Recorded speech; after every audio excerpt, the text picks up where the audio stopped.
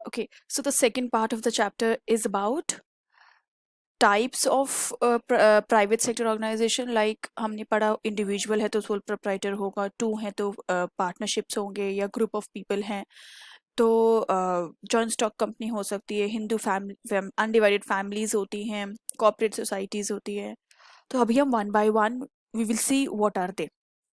First is sole proprietorship.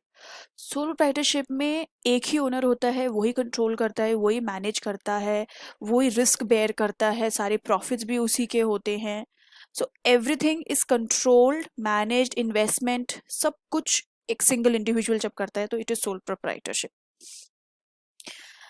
Let us read it. In this form of ownership, one person provides the capital, bears all the risk independently and manages the business. One person है वो capital भी ला रहा है, risk भी उठा रहा है, independently पूरे बिजनेस को मैनेज भी कर रहा है। It is the most natural, the oldest, the simplest and the most popular form of business organisation.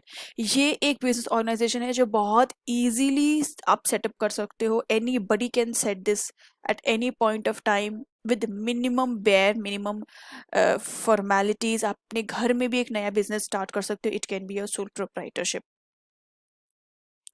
Second is joint Hindu undivided firm. ये वो बिजनेसेस होते हैं जो एक हिंदू फैमिली के होते हैं, जिसमें सारे मेंबर्स हिंदी फैमिली के सारे मेंबर्स उस बिजनेस के पार्ट होते हैं, मेंबर्स होते हैं, और जो हेड होता है फैमिली का वो करता होता है, वो इस बिजनेस को मैनेज कर रहा होता है। जैसे ग्रैंडसन, सन, ग्रैंडफादर सब उसके मेंबर्स होते हैं, और जो हेड ऑफ द फैमिली होते हैं वो करता होता है। It is the business owned and controlled by joint HUF Hindu family, which consists of the father and his son, grandson, and the great grandson. The head of the family, called Karta, manages the business for the benefit of the family as a whole. The liability of every member, ये important, ये इसका एक characteristic है, differentiation भी है। The liability of every member of the family except the Karta is limited to his share in the family's asset. Hindu law has granted independent and corporate existence to the family. जितना उसका share है उस family में उतनी उसकी liability भी बनती है बिजनेस में। So I read it again. The liability of every member of the family except the karta is limited to his share. Karta के अलावा जितने भी मेंबर्स हैं फैमिली के, उनकी क्या लाइबिलिटी है बिजनेस में, उनकी उतनी ही लाइबिलिटी है जितनी उनकी उस घर में उस फैमिली में शेयर है। जितने उस फैमिली के असेट्स में उनका शेयर है उतनी ही लाइबिलिटी भी है, एक्सेप्ट करता। Hindu law has granted independent and corporate existence to the family. Hindu law के under this form of organization is granted an independent and corporate existence। मतलब इसको एक बिजनेस माना गया है हिंदू लॉ के अंदर, एक इंडिपेंडेंट कॉर्पोरेट एग्जिस्टेंस वाला बिजनेस, कॉर्पोरेट एग्जिस्टेंस जैसा इंपॉर्टेंस दिया गया है by Hindu law. If we see, this line says that the liability of every member।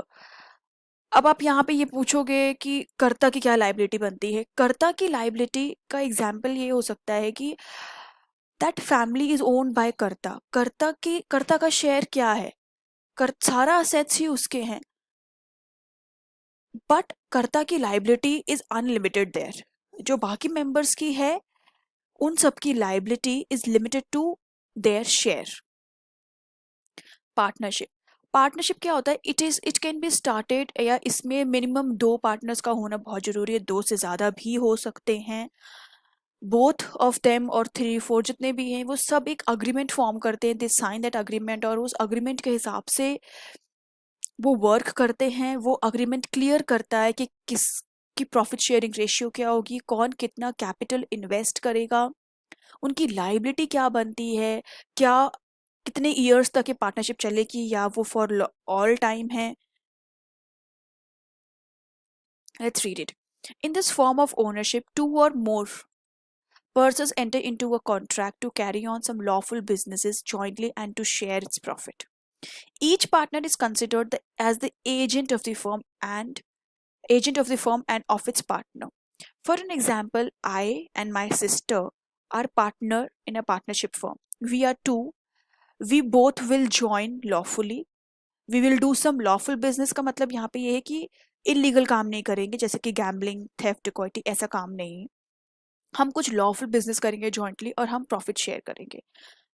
मैं अपने पार्टनर की भी एजेंट हूँ और मैं उस फर्म की भी एजेंट हूँ। Okay, so I am representing both of them. इसका मतलब ये है I will represent my partner also and I will represent the firm as well. The firm has no legal entity separate from that of the partnership. इसमें ये differentiation company में क्या होता है, अभी हम नेक्स्ट टॉपिक लेंगे कंपनी का। कंपनी में the company is has a separate legal entity, firm has no legal entity separate from that of the partners. Partner की और फर्म की जो entity, it is same, one and the same. Each partner is jointly and individually liable for the debts of the firm to an unlimited extent. अब हम बार बार ये बात करेंगे, आगे भी करेंगे कि इसकी आइडेंटिटी उससे सेम है या इसकी आइडेंटिटी उससे अलग। इसका मतलब हम अभी अभी समझ लेते हैं। अगर हम कहते हैं कि पार्टनरशिप फर्म की जो आइडेंटिटी है वो उसके पार्टनर से अलग नहीं है, इसका मतलब अगर partnership firm, if this partnership firm goes into a debt या डिसोल्यूशन होता है या बैंकरप्ट होता है, तो उसके जो मेंबर्स हैं, जो उसके पार्टनर्स हैं, they are fully liable for that loss. तो जो उनकी रिस्पॉन्सिबिलिटी बनती है that is completely attached to the firm, because the partnership firm has no separate legal separate entity. Company में क्या होता है, the entity, the legal entity of a company is much different, it's a separate entity from the members of the company. So वहां पे जो share holders की liability है that is only up to the paid up share capital, जितना उन्होंने invest करा है, जितना उन्होंने शेयर्स के इन्वेस्ट कर रखा है कंपनी में, उतनी ही उनकी लाइबिलिटी बनती है। इफ एनी लॉसेस कम या लाइबिलिटी को हम अगर कैलकुलेट करते हैं, then the liability is confined to the amount they have invested. यहाँ पे this liability is not confined, क्योंकि सेपरेट लीगल लाइबिलिटी नहीं है, क्योंकि पार्टनरशिप फर्म और पार्टनर्स दोनों एक ही हैं, उनकी आइडेंटिटी अलग नहीं है। बट कंपनी में कंपनी की आइडेंटिटी, कंपनी और मेंबर शेयर होल्डर्स की आइडेंटिटी दोनों की अलग है। शेयर होल्डर्स की लाइबिलिटी अनलिमिटेड नहीं है, शेयर होल्डर्स की लाइबिलिटी लिमिटेड है up to the extent they've invested. Partnership firm में पार्टनरशिप की एंटिटी, द फर्म की एंटिटी और पार्टनर्स की एंटिटी कंबाइन है, सेम है। तो यहाँ पे पार्टनर्स की जो लाइबिलिटी है वो अनलिमिटेड है। Each partner is jointly and individually liable for the debts of the firm to unlimited extent. Why? Because the firm has no legal entity separate from that of the partners. The number of partners cannot be more than 10 in case of a banking business and 20 in case of other types of business. अगर आप partnership firm start करते हो तो maximum partners which you can have is 20. If you go beyond 20, it is not a partnership firm. And in banking company, the maximum can be 10. A partnership which is set up for a specified time period or for a specific object is known as joint venture. अब me and my sister, हम दोनों ने एक partnership firm start किया है, और हमारा work क्या है कि हम इस साल हम we will collect wastage from houses, हम उससे मैन्युफैक्चरिंग करेंगे। We will buy wastage from houses, हम उससे मैन्युफैक्चरिंग करेंगे और हम पुअर लोगों को वो कुछ हेल्पफुल आइटम्स सेल करेंगे at a very subsidised price. Okay, तो ये मेरा मोटिव है just for this year. So this is a joint venture. This will end by end of the year. So a partnership which is set up for a specified time period. मेरे example में case था for a specified time period or for a specific object is known as joint venture.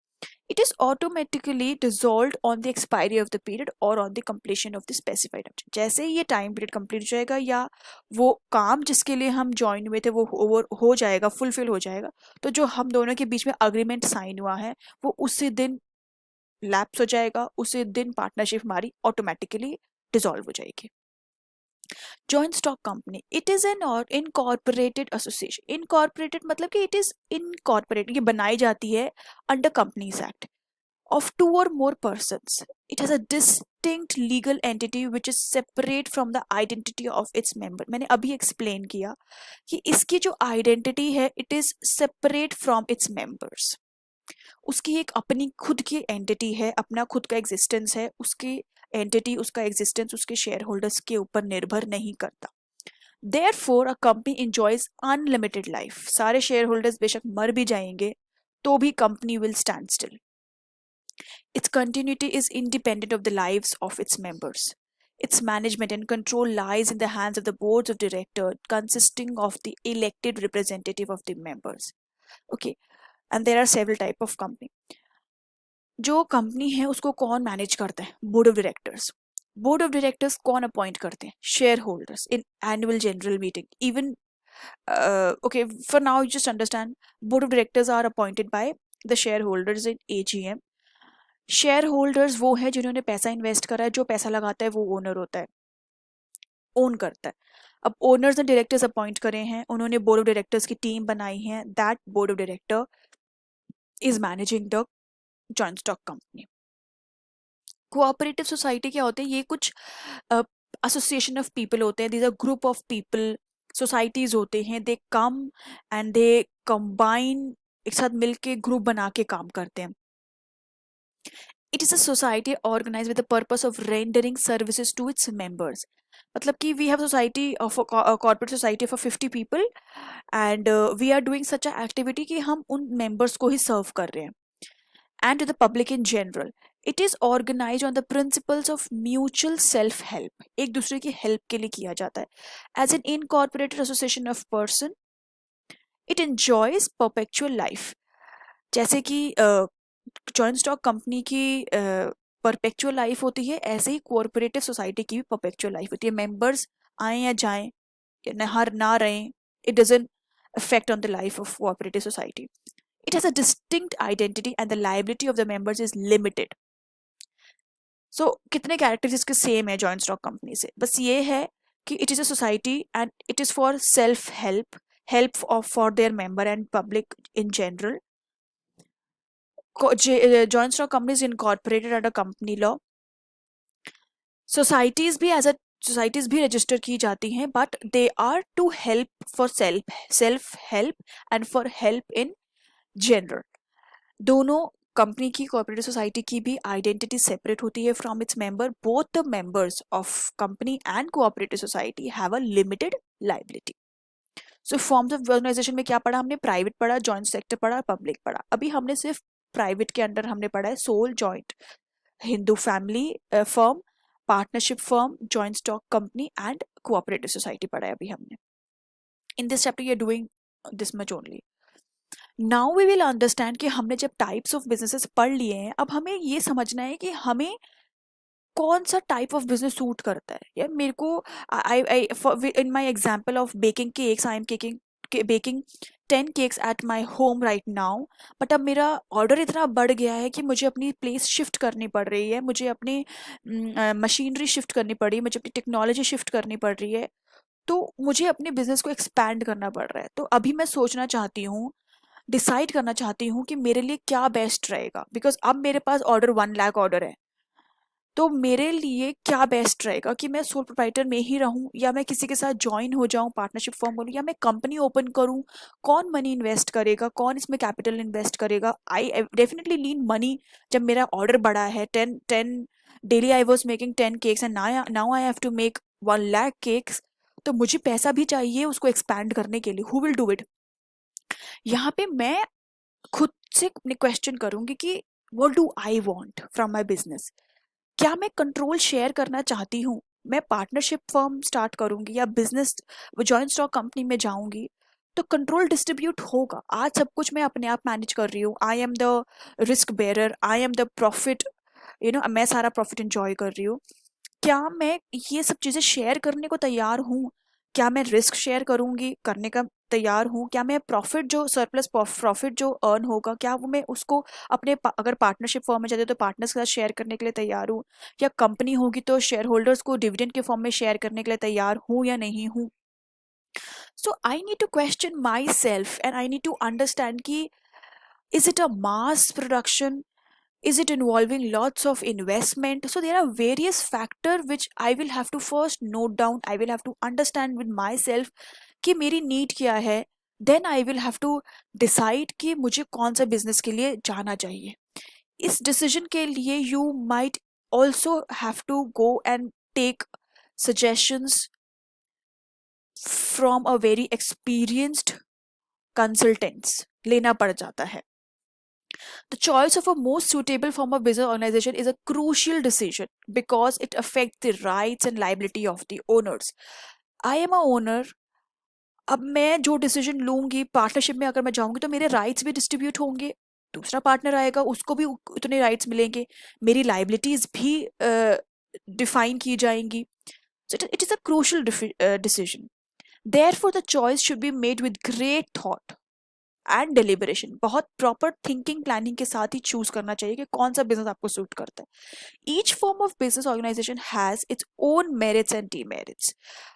मैं sole proprietor से partnership में जाऊंगी या company form में जाऊंगी तो मैं रिस्क भी डिस्ट्रीब्यूट करूंगी. मुझे रिस्क जितना मेरे को आज बेयर करना है वो शायद कम हो जाएगा.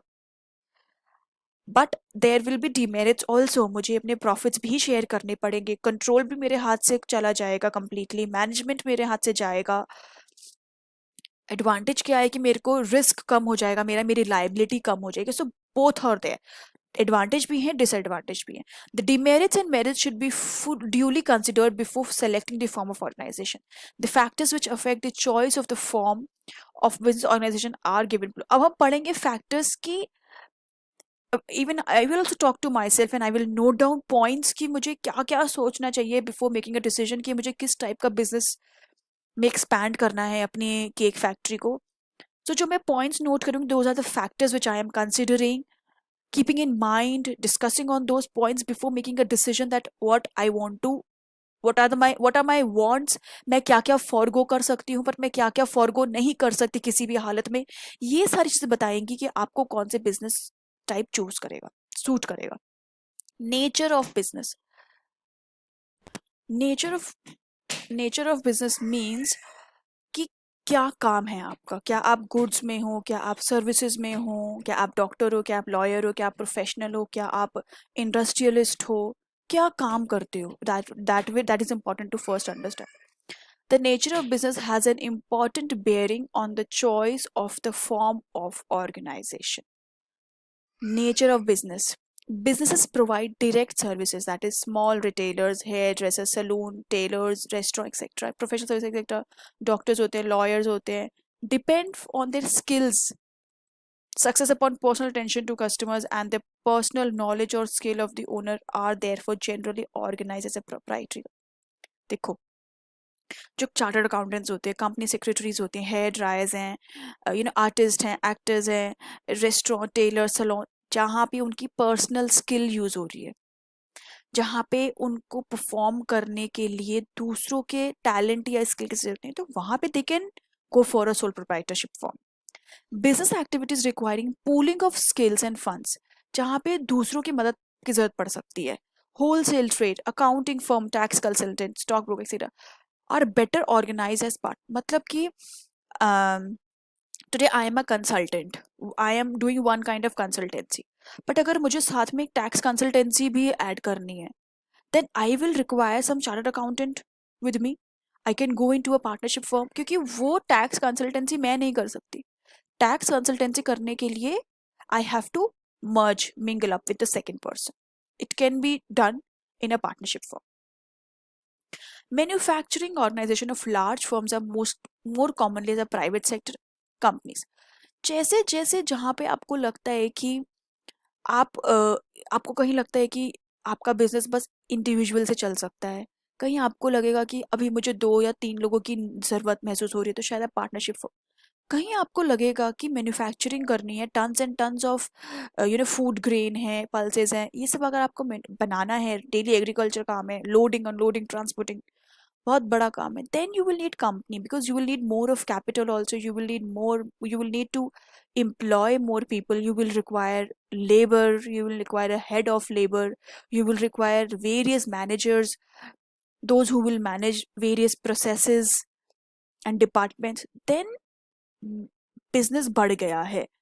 सो वहाँ पे और लोगों की ज़रूरत पड़ेगी, सुपरवाइजर्स की ज़रूरत पड़ेगी, तो दैट इज़ बेनिफिशियल अगर आप कंपनी सेटअप करो. Size and area of operation.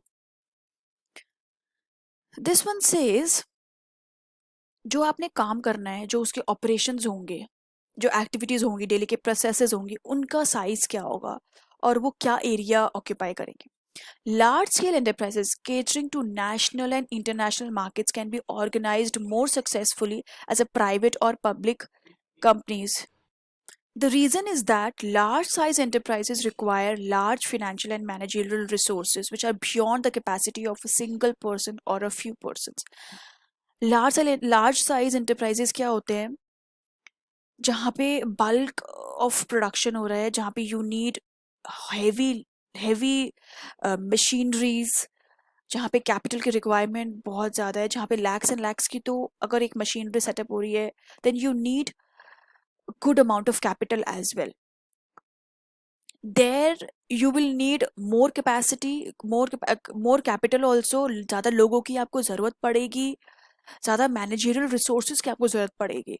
So that time a public or private company will suit you best. On the other hand, small medium scale firms are generally set up with partnership and proprietorship. Small है, 1 2 की जरूरत है, या medium size है, then you can go for proprietor also, you can go for partnership as well. Small scale enterprises like hairdressers, bakeries, laundries, workshop, etc. cater to limited market and require small capital. छोटे जैसे salon है, parlour शुरू करना है, you want to open up a very small restaurant kind of a thing, different services, and you can go for sole proprietor. The risk and liability are not heavy and the management problems can easily be handled by owner himself. Therefore, the owner likes to be his own master by organizing a sole proprietor.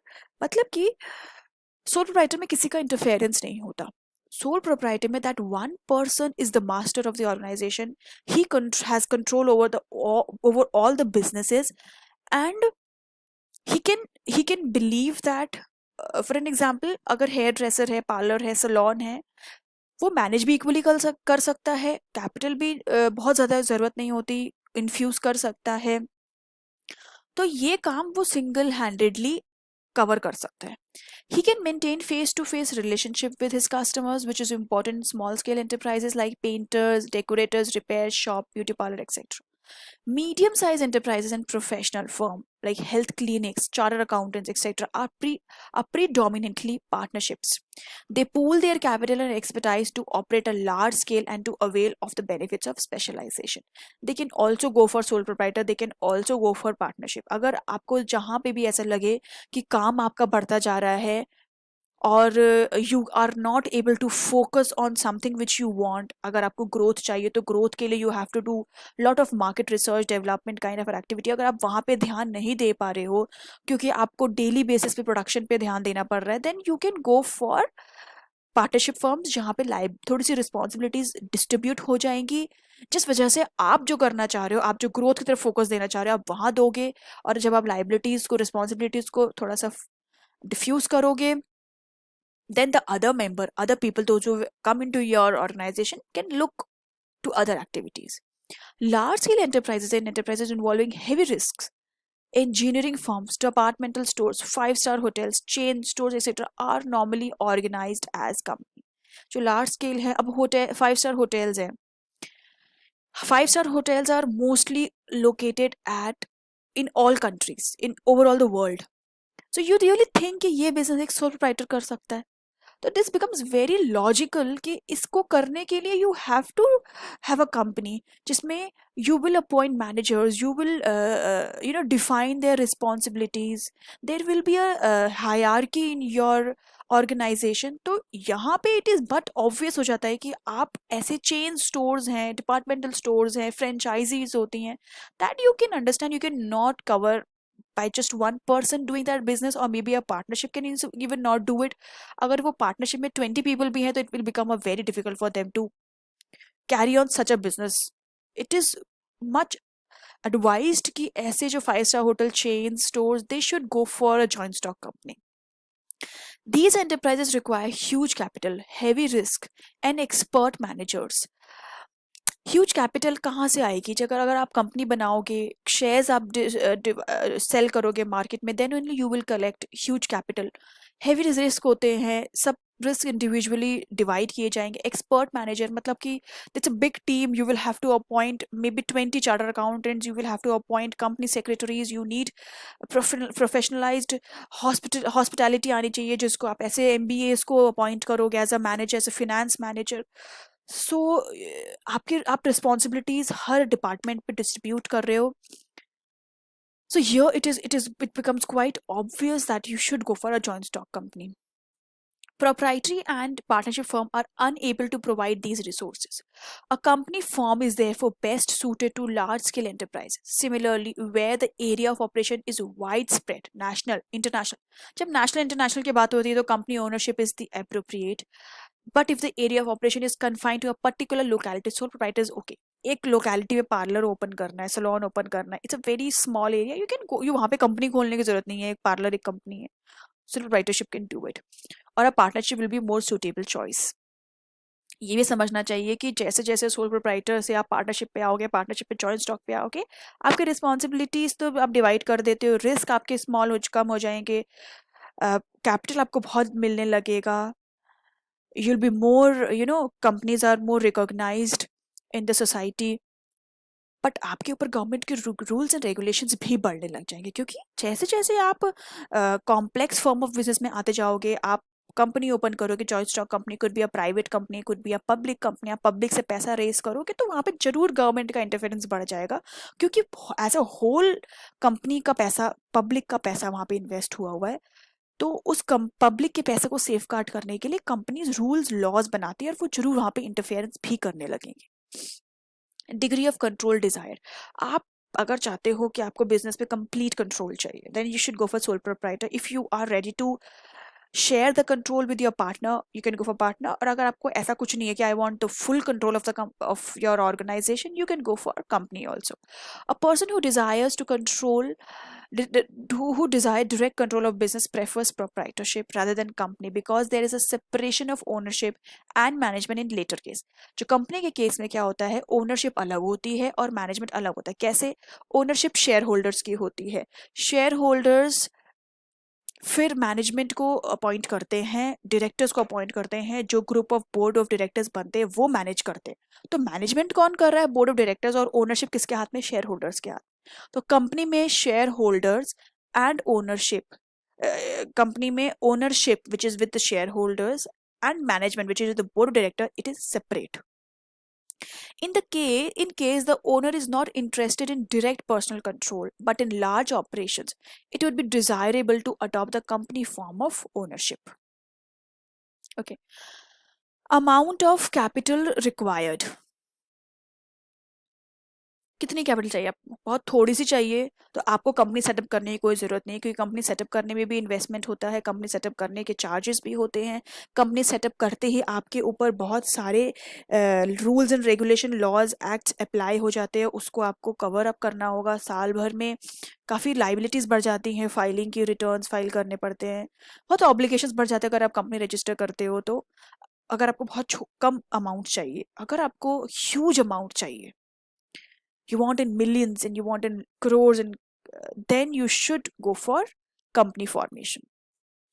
A fund required for the establishment and operation of a business have an important impact on the choice. Enterprises requiring heavy investment, that is iron, steel plant, etc., should be organized as joint stock company. Iron steel plant open करना है, उसके लिए किसी industry से आप raw material खरीद के लाओगे, आयरन और लेके आओगे। अब आपका रॉ मटेरियल 40-50 भी 1 करोड़ का आ रहा है, कहाँ से लाओगे इतना पैसे? सोल प्रोप्राइटर तो लाएगा नहीं। Then you need a joint stock company. A partnership has to be converted into a company when it grows beyond the capacity and resources of few people। 20 partnership already हैं, और ज़्यादा चाहिए, और ज़्यादा resources जरूरत है, then you have to convert your partnership into company। Requirement of growth and expansion should also be considered in making the choice। Growth की requirement क्या है? एक्सपैंड करना है आपने, एक्सपैंड करने के लिए आपको क्या क्या रिसोर्सेज जरूरत है, ये सब कुछ एक फैक्टर बन जाता है डिसाइड करने के लिए कि आपको पार्टनरशिप में रहना है या आपको मूव करना पड़ेगा। There is maximum scope for expansion in the case of a public company. जैसे आप कंपनी इनकॉर्पोरेट करा लेते हो, then you can expand as much you want. मतलब वहां पे आपको फॉर्म ऑफ बिजनेस चेंज करने की जरूरत नहीं पड़ेगी फ्यूचर में. अगर आप पार्टनरशिप से स्टार्ट करते हो, एक लिमिट के बाद you will feel that need of moving from partnership firm to company, where the funds required initially are small and scope of expansion is not desired. बहुत स्मॉल इन अमाउंट में capacity amount चाहिए आपको और expansion की जरूरत महसूस नहीं होती है, देन प्रोप्राइटरशिप और partnership is a best choice. Degree of risk involve in company. Risk is distributed. In sole proprietorship, whole risk is borne by the owner. Single owner partnership में it is shared by two. So now you have to decide कि आप कितना risk bear कर सकते हो. उसके हिसाब से you will decide what kind of a business suits you. The volume of risk and willingness of owner to bear it is an important consideration. A single individual may have large financial resources sufficient for a medium scale enterprises due to unlimited personal liability, he may not like to organize as a proprietorship or a partnership. For an example, me, I have large financial resources. मेरे पास बहुत पैसा है, but I am not ready to take risk. Then I might not go for a proprietor or a partnership. Due to limited liability and a large number of shareholders, there is a maximum distribution of risk in a public company. जितना आप invest करते हो उतना आप risk bear उतनी आपकी liability बन जाती है. But an enterprising individual not afraid of unlimited liability may go for a sole proprietor also. ये for same example, अगर मेरे पास बहुत पैसा है but I am not afraid of that unlimited liability कि मेरी पूरी liability बन जाएगी अगर मैं सोल प्रोप्राइटर बनती हूँ, तो आई can go for sole proprietor also. और मैं पूरा रिस्क बेयर करने को अगर तैयार हूँ, then I can go for sole proprietorship and I can invest all that I have with me. Division of surplus, that means कि मैं जो कमाऊंगी उसको मैं शेयर करना चाहती हूँ या नहीं, और मैं किस हद तक शेयर करना चाहती हूँ. A sole trader receives all the profit of the business, but he also bears all the risk. If a person is ready to bear unlimited personal liability and desires maximum share of profit, proprietorship and partnership is preferable to form company form. अगर आप definitely आप सारा कमाया हुआ आप अपने आप को अपने आप ही अपने पास ही रखना चाहते हो, आप शेयर नहीं करना चाहते हो, and you are also ready to bear all risk, आप सारा रिस्क बेयर करने की हिम्मत रखते हो, और आप सारा मनी जो सरप्लस इनकम आप अर्न करोगे वो सारा आप उसको आप शेयर नहीं करना चाहते, then you should go for sole proprietorship. और फिर company form is not suitable for you. Duration of business, कुछ टाइम के लिए कर रहे हो, कुछ ऑब्जेक्टिव के लिए कर रहे हो, then you can go for joint venture. If it is बहुत लॉन्ग टर्म प्रोसेस है, then you should think of company.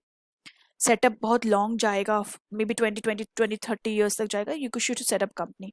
Temporary and ad hoc ventures can be organised as proprietorships and partnerships as they are easy to form and dissolve. Close करना ही बहुत बड़ा challenge हो जाता है, इसीलिए partnership firms and proprietor can be dissolve very easily. वो बहुत जल्दी बन भी जाते हैं, बहुत जल्दी डिसॉल्व भी हो जाते हैं. थ्रू आउट उनको कैरी आउट करने के लिए भी बहुत ज़्यादा मेंटेनेंस नहीं रिक्वायरमेंट होती, but they lack continuity and stability. Enterprises of a permanent nature can be better organized as a joint venture stock companies and cooperative because they enjoy perpetual succession. They can live for thousands of years. Joint stock companies and cooperative societies, even if the members die, this this cooperative society will exist no matter what. Government regulation and control, companies में government regulation control बहुत ज़्यादा होता है, इतना soul proprietorship में नहीं होता. Partnership में they go according to the partnership act. Proprietorship and partnerships are subject to little regulation and control by the government. Companies and cooperatives are, on other hand, subject to severe restrictions and have to publish their accounts. It is also easier to maintain secrecy of business in case of a proprietorship and partnership. एक proprietorship क्या करता है, उसको individual है अपनी individual ITR file करेगा obviously अब government के रूल्स डायरेक्ट इनडायरेक्ट टैक्सेस को तो फॉलो करने ही पड़ेंगे, बट कंपनीज को क्या करना पड़ता है, कंपनीज को अपने एनुअल अकाउंट्स को पब्लिक भी करना पड़ता है, अपनी वेबसाइट्स पे पोस्ट भी करना पड़ता है. They are accountable, they are answerable to the public, to the share holders. If they have taken loan from financial institutions, if they have taken loan from banks, they are answerable to those parties respectively. Those parties will have interference in your company as well, क्योंकि उन्होंने पैसा लगाया, जो पैसा लगाएगा वो interfere करेगा. Okay. Flexibility of operations, आप कितनी फ्लेक्सिबिलिटी चाहते हो कि आपको क्विक डिसीजंस लेने हैं कि आज मुझे 1 लाख बनाने हैं, कल मुझे बिल्कुल नहीं बनाने, बहुत सुपर इंस्टेंट आपको डिसीजन लेने. Then sole proprietorship partnership is easy for you, क्योंकि अगर वो कंपनी होगी then you might have to go into a long process of getting approvals done. Hierarchy होती है, लेवल से अप्रूवल्स लेते हैं, then you will get some decision made. Planning में टाइम लगता है. So it depends upon कि flexibility आप कितनी expect करते हो. Businesses which require a high degree of administrative flexibility should better be organized as proprietors और पार्टनरशिप. जहां पे एडमिनिस्ट्रेटिव में आपको सुपर हाई फ्लेक्सिबिलिटी चाहिए, then proprietorship partnership is best for you. Flexibility of operations is linked with the internal organization of a business. Flexibility कितनी होगी ये एक इंटरनल ऑर्गेनाइजेशन डिसाइड करता है. Okay. The internal organization of sole proprietorship and partnership is much more simple and less elaborated than the internal organization of a joint stock company. Moreover, the objectives and powers of a company cannot be changed easily without legal formalities. Internal management, internal organization जो होता है उसके ऊपर flexibility decide करती है. Soul proprietorship में I am the one owner, मैं ही अपने बिजनेस को ओपन करता हूँ, सुबह मैं ही क्लोज करता हूँ, मैं ही सारे डिसीजन लेता हूँ, तो मैं किससे पूछूंगा. बहुत ज्यादा सुपर फ्लेक्सिबल होता है. पार्टनरशिप में देयर आर 2, अगर 20 भी होंगे तो it might take some little time to come to a conclusion, but in a company form of organization, internal organization, they have a hierarchical structure. You have CEOs, and then you have finance manager, you have department manager, you have control manager, you have disbursement manager, you have customer manager. सारे head के department के heads होते हैं, उसके अंदर भी departments होते हैं. तो it's a long form of a internal structured organization which a joint stock company has. वहाँ पे कोई भी डिसीजन लेना टाइम कंज्यूमिंग होता है, इजीली नहीं होता, और बहुत लीगल फॉर्मेलिटीज को फॉलो करते हैं वो. And they reply the speed of making decision is little नहीं, बहुत ज़्यादा स्लो होती है as compare to proprietorships and partnerships. This is all. These are the factors we have to first look into before making a decision what kind of a business you want to set up. Like you want to set up sole proprietor, partnership, joint stock company, cooperative society, and then you make a single decision कि आपको क्या करना है, कैसे आगे बढ़ना है, कौन सा सेटअप आपके लिए सबसे ज़्यादा suitable रहेगा. That's it. Thank you for now.